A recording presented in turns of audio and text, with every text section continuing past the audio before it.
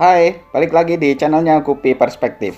Dikit dong bang. Ya jangan apa ya Allah. Dikit bang ya. Ya selalu dah. Betina ikan gupinya saya minta yang perawan ya. Tuh gua kata kayak apa jangan budek.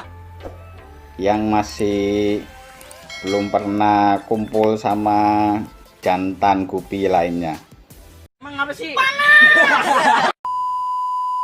Itu biasanya sering diminta atau didengar para breeder atau hobi ikan gupi. Kalau misalnya ada orang yang mau membeli ikan gupinya. Ya mungkin ada teman-teman yang suka pakai ikan gupi yang betinanya masih perawan atau belum pernah kawin dengan ikan jantan yang sejenis ataupun beda jenis lainnya. Tapi mungkin ada juga yang pakai betina yang sudah dewasa, yang malah ada yang pakai yang sudah pernah melahirkan anak. Ya itu ada keuntungannya, ada juga kerugiannya. Tergantung gimana kebutuhannya teman-teman semua. Jadi kalau misalnya teman-teman punya pengalaman silang menyilang, crossbreed ataupun beternak ikan gupi, piara ikan gupi, ya silakan kasih komentarnya di kolom komentar ya. Jadi kita bisa tahu, bisa sharing, berbagi perspektif, pengalaman dan pengetahuan. Teman-teman pasti banyak yang suka silang ikan gupi ya.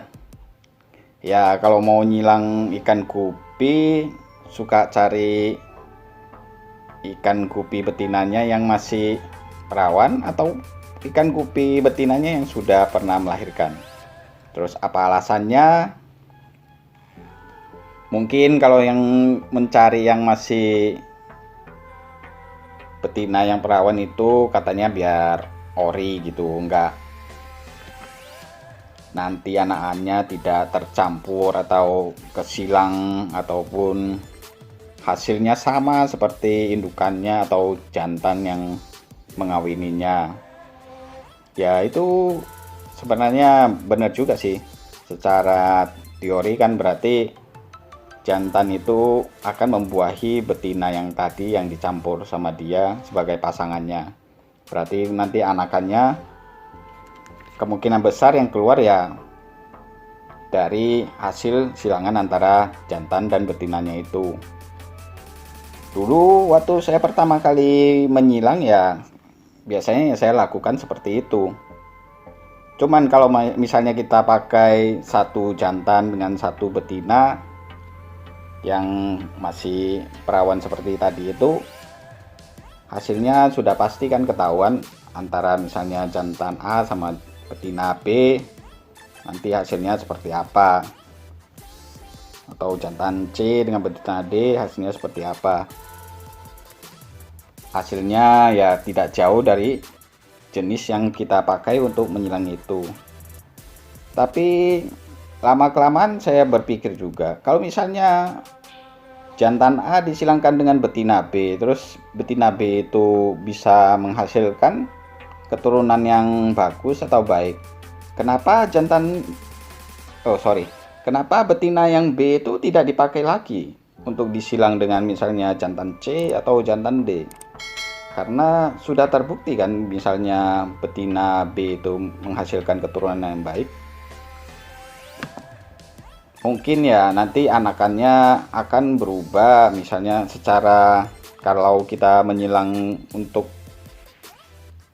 corak dan warnanya mungkin berbeda, tapi yang saya harapkan gitu dari sana misalnya bentuk atau formnya atau ekornya atau dorsalnya dari betina, ya saya bisa memakai betina itu karena sudah terbukti waktu betina B saya pakai itu dia menghasilkan anakan yang bagus. Ya itu sih menurut logika saya dan menurut yang saya pakai biasanya. Kalau misalnya teman-teman punya alasan atau teori lainnya, mungkin bisa coba tulis di kolom komentar, jadi kita bisa saling berbagi mengenai betina yang kita pakai. Kalau saya sih ya jangan cuma terpaku dengan misalnya satu jantan atau satu betina. Sekarang saya lebih suka misalnya langsung saya pakai satu jantan yang dengan misalnya 2 atau 3 betina yang berlainan jenis. Selain saya suka dengan variasi anakan yang keluar nantinya, juga kadang-kadang bisa menghasilkan hasil anakan yang tidak terduga. Karena untuk misalnya juga menyingkat waktu, kalau kita pasangkan satu dengan satu kan kita harus menunggu 2-3 bulan lagi.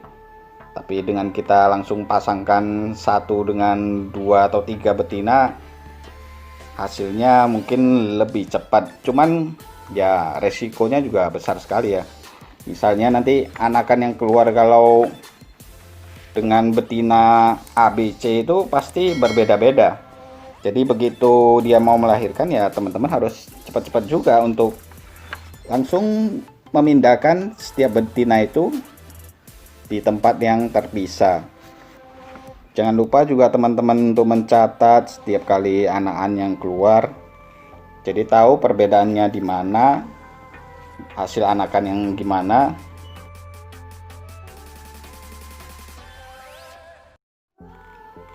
Ya, yang pasti butuh kejelian dalam hal seleksi untuk memilih dan memilah anakan nanti yang dihasilkan oleh tiap betina-betina tadi. Tapi ya menurut saya di sinilah keseruannya ya. Kejutan-kejutan yang tidak pernah kita bayangkan. Ya mungkin nggak semuanya indah, nggak semuanya bagus seperti yang kita bayangkan. Misalnya kita bayangkan A silang sama B, nanti hasilnya pasti C, dan hasilnya bagus-bagus semua. Belum tentu nanti anakan yang keluar itu bagus sih. Kadang malah di F1-nya keluarnya berantakan. Kadang di F1-nya keluarnya bagus semua, tapi begitu sesama F1-nya disilangkan lagi, anakannya malah keluar lagi seperti yang dulu, misalnya keluar seperti indukan jantannya atau indukan betinanya, atau malah hancur-hancuran, nggak sama seperti yang kita harapkan, hasilnya jelek. Ya namanya juga kita mencoba untuk menggabungkan 2 jenis yang berbeda, ya pasti resiko untuk hasil yang tidak sesuai itu sangat besar. Ya gimana teman-teman, ya pokoknya ya sabar aja, terus ya tetap aja semangat untuk biara untuk coba menyilang ikan gupi itu. Ya sebagai masukan aja buat teman-temannya, sekitar 8 tahun yang lalu ya, saya dapat kiriman jantan panda dari teman yang di Jakarta. Waktu itu ya cuma dapat jantannya aja, karena betinanya nggak ada ya saya coba silangkan pakai betina seperti HB Blue, betina Black Moscow, betinanya Pingu, sama Platinum Yellow Cobra. Variasi anakannya waktu itu wah banyak sekali ya, karena betinanya kan nggak karu-karuan kan, berbagai macam. Dari sana terus ya saya pisah-pisahin semuanya untuk gimana caranya biar bisa nanti cuman dari jantan panda tadi bisa menghasilkan juga betina yang menghasilkan anakan sama semuanya seperti panda. Akhirnya ya setelah hampir 2 tahun lebih mungkin ya, bisa mendapatkan hasil anakan panda dari yang cuman jantan panda asli tadi. Memang waktu yang dibutuhkan cukup banyak, betina yang saya pakai juga banyak jenisnya, tapi prosesnya itu menurut saya menyenangkan. Terus hasil sampingan dari anak-anak tadi ya juga menarik menurut saya, seperti bisa dilihat mungkin di video sebelumnya, atau kalau teman-teman lihat di Facebook ataupun di Instagram saya itu, di sana ada misalnya seperti panda tapi dengan badannya yang corak snake skin. Itu salah satu hasil sampingan dari tadi itu. Mungkin ya ada yang merasa itu seperti buang waktu ataupun itu akan memakan terlalu banyak tempat dan lain-lain sebagainya. Tapi menurut saya ya di sana memang menariknya kita belajar untuk menyilang ikan gupi. Biarpun kadang hasilnya yang dihasilkan itu tidak sesuai, atau pas senang-senangnya kita misalnya bisa mendapatkan hasil yang bagus, ya apapun hasilnya itu pokoknya nikmati saja prosesnya, dan jangan lupa juga teman-teman untuk mencatat semua hasilnya tadi itu. Jadi untuk kedepannya jadi tahu, misalnya jantan panda disilang dengan betina HB Blue anakannya gimana, dengan betinanya Pingu hasilnya gimana. Ya teman-teman juga mungkin tahu ada base body bronze yang di video sebelumnya itu asal usulnya ya salah satunya dari hasil silangan panda tadi itu. Mungkin itu hasil tidak terduga yang bagus menurut saya. Mungkin nanti suatu saat teman-teman akan mencoba untuk menyilang dengan jenis yang lain dan akan menghasilkan jenis-jenis gupi baru yang lain. Ya, saya tunggu sharingnya teman-teman di kolom komentar. Ikan-ikan apa aja yang sudah teman-teman coba untuk disilangkan. Judul awal tadi, gimana dengan teman-teman? Betina-betina apa yang sering kalian pakai? Apakah yang masih perawan atau betina yang sudah pernah beranak?